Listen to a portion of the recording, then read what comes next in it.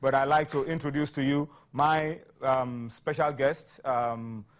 I will try to describe him in the best way that I can, but if I fall short, you guys have got to pardon me, because this guy is a man of so many parts, and is a man that has set so many beautiful basketball records, someone that we cannot forget in the history of basketball in Nigeria. Let me introduce to you Ejike Ugboaja.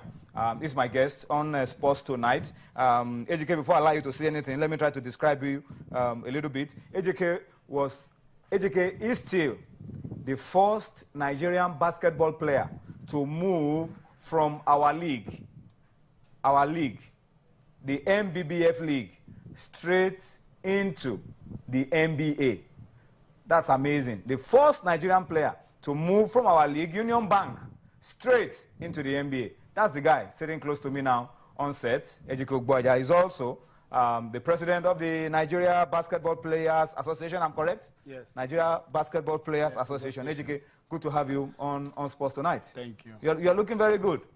Thank you very much. Yeah, I'm happy to have you on the show. Yeah. Ejike, let's start off with what I talked about before you came in. I don't know whether you've heard the story. Yes. Our girls, under 17 girls, qualified in Madagascar to play at the World Championship. They've been training, they've been working hard, they've been doing so many things, but they cannot be part of it because the Spanish embassy has denied them visa. Basically, that's demoralizing, because it's not good for, for the youth stuff, for the, I remember when I used to play for the under-18.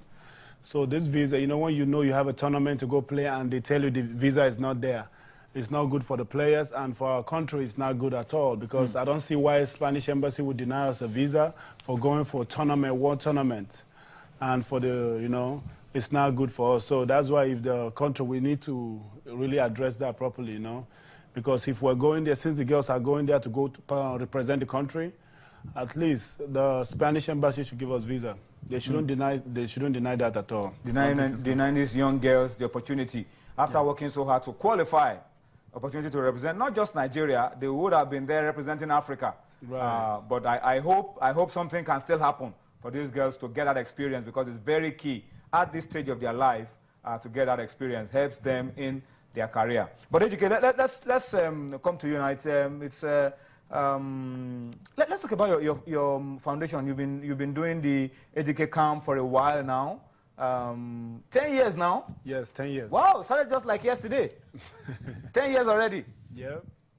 This year, the edition has ended? Yeah, we ended yesterday. Oh, good. Yeah, good. 10 years the foundation has been there, for, I have benefited from like the MBBF league. I went to the NBA and doing these things to give back to the people I left. And for 10 years it's been successful. And we had over 730 people for the last camp. And I'm really, what I see there is kind of touching, and we need to really encourage them. But the camp has been majorly Lagos.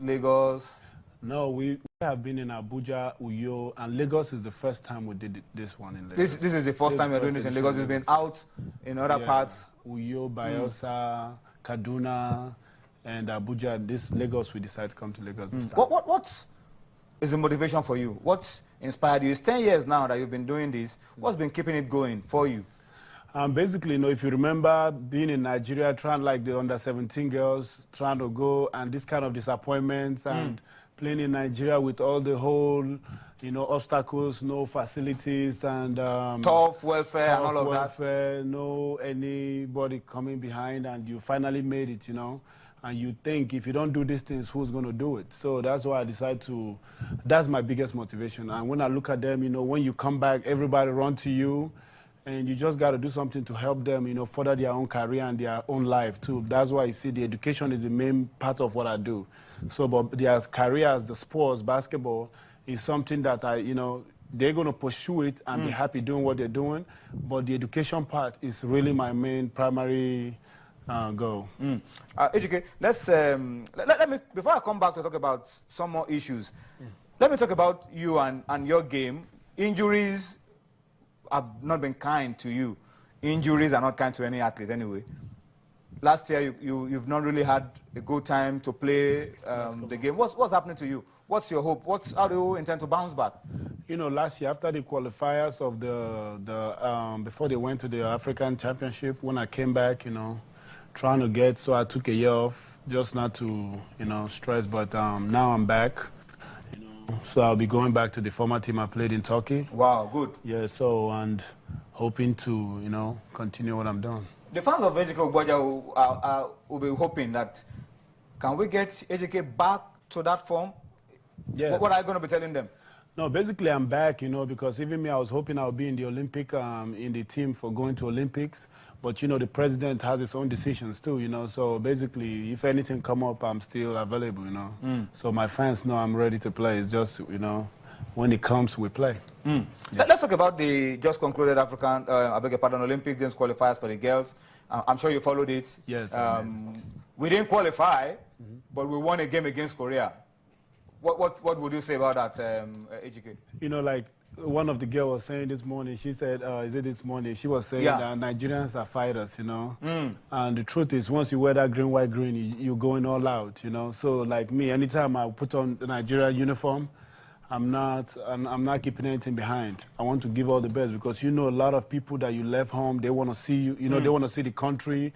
Like, you know, during the soccer, when we watch all our people, see how, you know. We become united. Yeah, so basically we go out there, we just want to give all that we have. You know? So I think for them, you know, I didn't believe they're not going to make it, but, you know, it just happened. It's basketball. So, but next time, I think the girls what would you advise? I mean, as somebody who has also played the game, and you are still involved in the game, you are still playing the game, what would you advise the Basketball Federation to do with these girls? Because people have been saying a lot of things. Can we keep these girls together? What's the future of these girls? You know, what I would say to the Federation is basically, you know, I would think the girls should still be together, but, you know, you should involve more of the girls that plays in our local league too.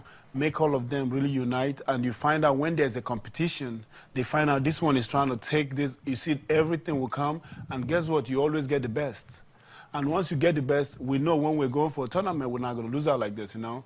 Because if you remember, if I so remember, when we went for our own qualifiers last 2012, you know, it was tough. But the good thing there is we were, you know, it was like, hey, guys, like Lumido Yodeji, you know, we were like, hey, guys, you guys remember, this thing is something that we look up to. And a lot of people back home wants to see us in the Olympics. And we're going to fight. So when we all put ourselves together, you know, we know it's one goal. Let's go get the... We don't have a plan B. No, it's just win, win, win. Yeah, so that's what helps us in our own time. I know the girls, they try their best. But this time, if they all join them, they are like still together, it's going to be easy for us. Let's talk about the guys now. They are going to the Olympics. We were there in 2012. We are going again in 2016. What are you expecting from the D Tigers in Rio? An improved performance than we had 4 years ago? Yeah, you know, for me, basically, 2012 was just our own, you know, coming out for the first time. But the second time is going to be real nice. I think they're going to do a lot of good jobs because, you know, they have, like, we have a good players out there. And the boys, they fighting, you know, it's people that are, you know, they're my teammates. And you know, we connect, like we talk every day, and everybody's mindset is what to go, like how to get a medal in the Olympics. And which I'm really proud of them, though. They did a good job, you know, in African Championship. And hoping that they come the same way and still, you know, do what they do.